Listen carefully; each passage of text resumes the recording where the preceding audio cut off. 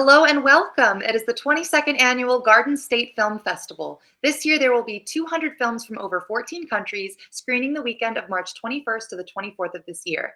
I am your host, Emily DeSimone, and I am here with co-producer Ken Arnold of the feature film A Town Called Purgatory. Ken, thank you so much for joining me. How are you doing today?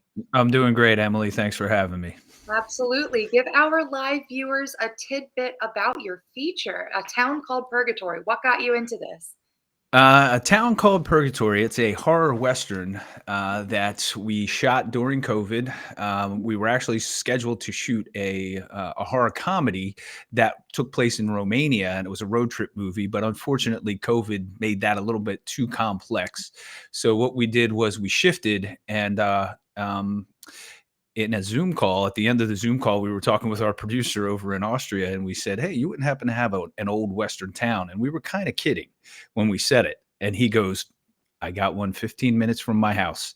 So the next day, he was giving us a video tour. We flew over a week later. We checked the town out. We were like, "This is perfect. It'll be our own little bubble. We can shoot here, small cast, small crew, perfect for COVID." The government paid for all of the testing, our COVID testing, so we didn't have the added expense. And it turned out to be the perfect scenario for COVID to shoot a film. That sounds totally insane. I mean, to have that happening. So no, take it. Go away with it. You got it. Exactly. Doing a road trip movie through Romania, during COVID was too complex. The locations were changing every day. The Mhm. cast was too big, the crew was too much. So we just were like, you know what? Let's scale everything down. Let's scale everything back. Can we possibly shoot this western that we have that we know takes place in a small western town with a small cast? And it turned out it all worked out. So we were able to shoot a movie during COVID, which I thought we weren't going to be able to do. So we were able to do it.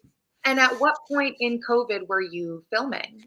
2021, and they were on a hard lockdown over there in Austria, so everything was closed. You couldn't go anywhere. They were doing police stops on the street, and if you didn't have your test results on your phone, they would fine you an equivalent of $800 US.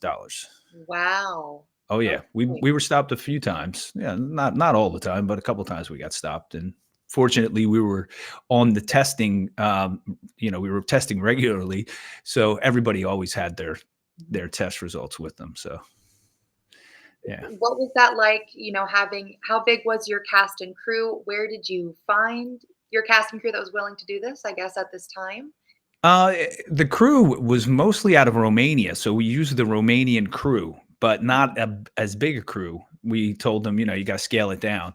And most of them were from Romania. There were some from Austria. We had a couple from Italy. Our first AD was from Italy, and our first AC was from Italy as well. So it was an interesting shoot because we had so many different people speaking different languages to each other. We were just like, the Romanians were saying something, and then the Italians were talking. Fortunately, my producing partner's Italian, so our first AD and our first AC, who were key people, in the crew, we could communicate with pretty easily.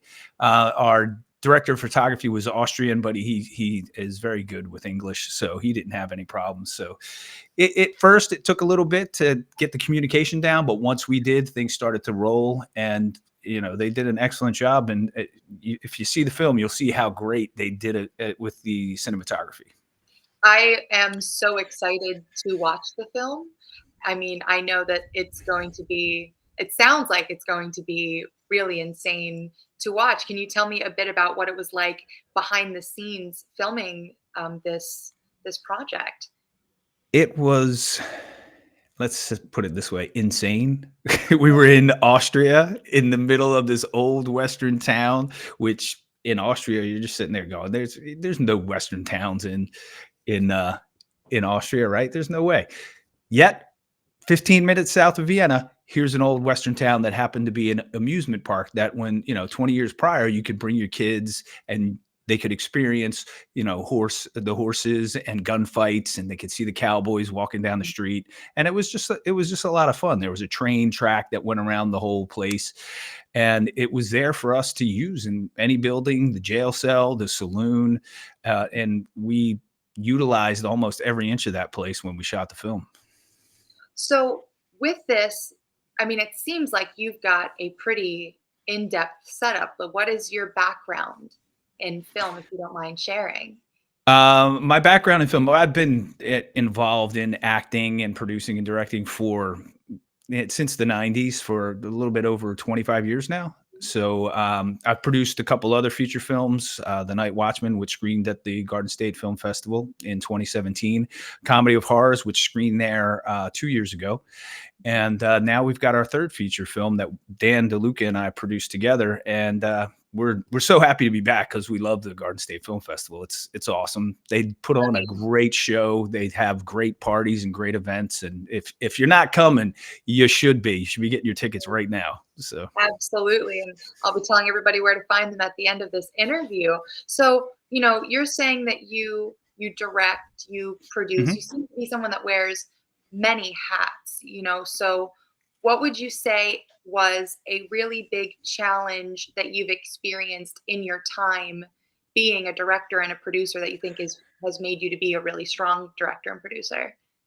Dealing with different people throughout all three films that I had to that I produced, you have to deal with different personalities. You got something going on over here, you got something going on over there that needs, and you have to be able to juggle all these things at once, and you have to be able to maintain this calm about you while doing it. You can't, because if you're the producer and you're not calm, then everybody else feels that and they start freaking out as well. But fortunately, on this set, everything was pretty under control throughout. The biggest problem we had was the weather over there. Actually, 1 minute it would be snowing, 10 minutes later it'd be 75 and sunny. It was the strangest weather I had ever seen.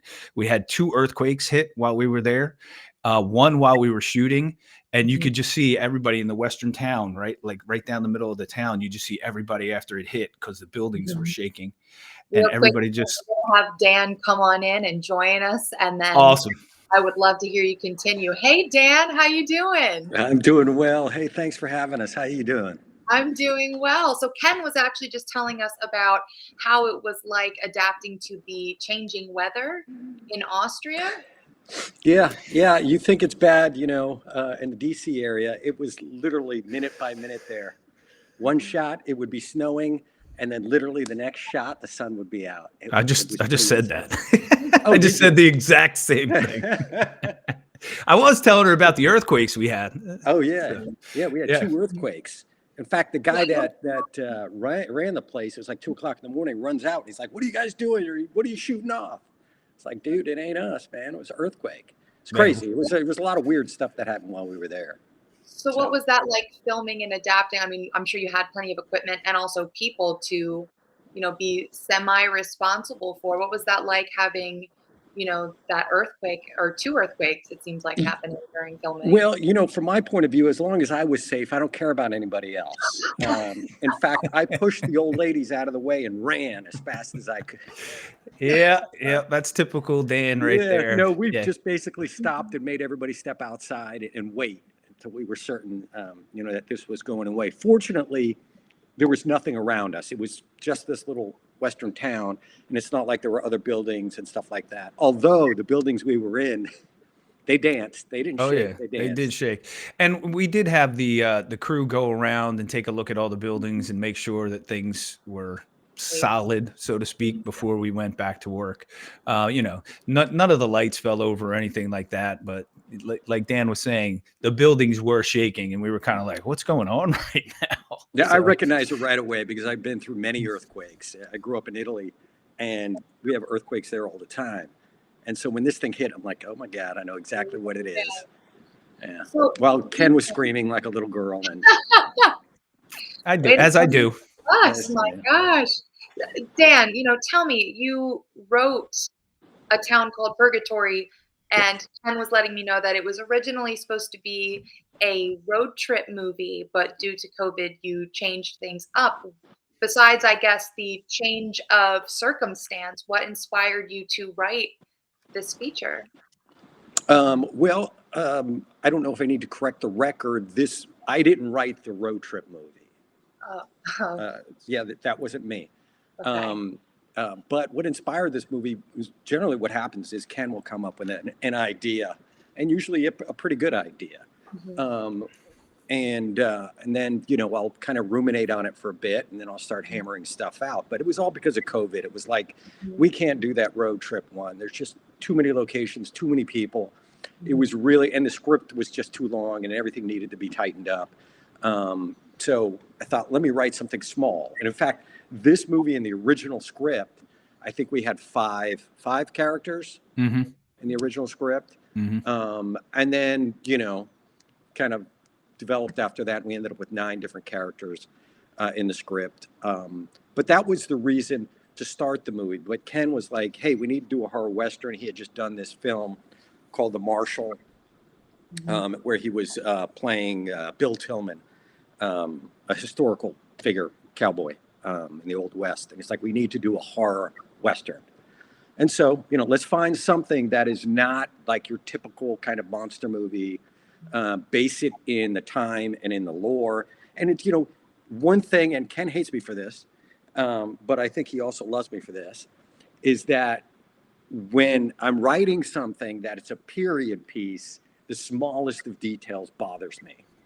And so there are some things, and Ken knows when I look at the screen, he'll just egg me on and say, hey, look, they didn't have those in the 60s. Stuff that most people wouldn't notice. Desk or nothing even, probably 99.9% of the people won't notice it. Yeah, but he points it out every time. Every time. I had to make sure we weren't wearing snaps instead of buttons because they didn't have snaps back then, that type of stuff. But I wanted to make it as period as possible within our budget, right? Because our budget was, minuscule in comparison to probably every period piece you ever see out there. But I think we hit it out of the park. Hey, I mean, I think it's small details that can really bring something not only just to life, but make it really believable. So it's good to have an eye like that. So Ken, he's saying, Dan, you're saying that Ken, you've acted in another, and Dan, I know that you've acted in this film. So you both now have been both on the screen and off the screen. So could I hear a little bit about, how it was like being on the screen for you, Dan, and also, I guess, being both the writer and a cast member in this? We've been doing this for a long time, Ken and I, everything from multiple features to short films. And I mean, the first feature I did, I was directing with another guy and on camera. And so for me, it was like being a writer, directing and being on camera is really all the same thing. It's all part of that same process. And it's easy for me because I know everybody else's lines because I wrote them. And I know the characters, and a lot of the times, the majority of the time, I will base my characters on the people I want in those parts. So Ken's character, most of the time, what's your character name in the script before you get it, Ken? Ken. Right? I'll be like, nine times out of 10. Yeah, pick a name, Ken. It's Ken. But that's because it's easy for me to know how he's going to react in a situation, right? So I think I'm getting away from your question, but for me to be on screen and off screen and do the writing, it's normal. It's natural. In fact, when I'm not doing it, it's odd. So when I'm just being an actor, it feels like I'm missing a part of it, And Ken and I, again, both have done, tons of acting stuff, TV, features, stuff, whatever. So I think I enjoyed a lot more when it's, and Ken and I had this discussion yesterday. I enjoyed a lot more when it's our project. And we have a really good relationship. I know, put it this way, I know I can trust him as an actor. Same way with a couple of our friends that we usually bring in. We know we can trust what they're going to do. We don't have to worry about, their acting or do they understand it or are they going to bring anything to it? Have they done their homework? Have they given it a backstory? All that stuff. We know they will. And so that's extremely important. Makes my job as a writer easier because they'll come up with lines, ad-lib stuff that'll be better than anything I could write, right? It's just natural, comes to them. And it just makes me look better. So I love it. I love working with Ken. I love working with Kevin, and a few other people that we work with on a regular basis. And after we started doing this, now I realize when I look at other directors why they work with the same people all the time. You know, it's you have kind of this kind of code. It's shorthand. You don't have to really get into the weeds with the actors. You know, you can trust them. And so it's just a matter of tweaks and not having to construct from the ground up. There were people that we had to do that, you know. There are actors that we've had to do that with before. And it just takes a lot of time and effort. And plus I have fun. You know, I swear I do this just to hang out with my friends. Hey, I mean, I think compatibility is a huge factor when it comes to putting together a good project. I feel like I could personally interview the two of you for an hour, but unfortunately, I do have to wrap things up. So, you guys, you can check out feature film A Town Called Purgatory at the Asbury Hotel on Saturday, March 23rd during the 2:30 p.m. to 4:45 p.m. block. Ken and Dan, I hope to see you at the Garden State Film Festival this year, where there are 200 films screening across 8 venues, including hosting parties, panels, events, and more. Guys, get your tickets at gsff.org/tickets. I'm your host, Emily DeSimone. Ken, Dan, thank you so much for joining me. I'm so excited for this film. I hope you guys have a great rest of your evening. You as well. Thank you. Thank you. Yeah.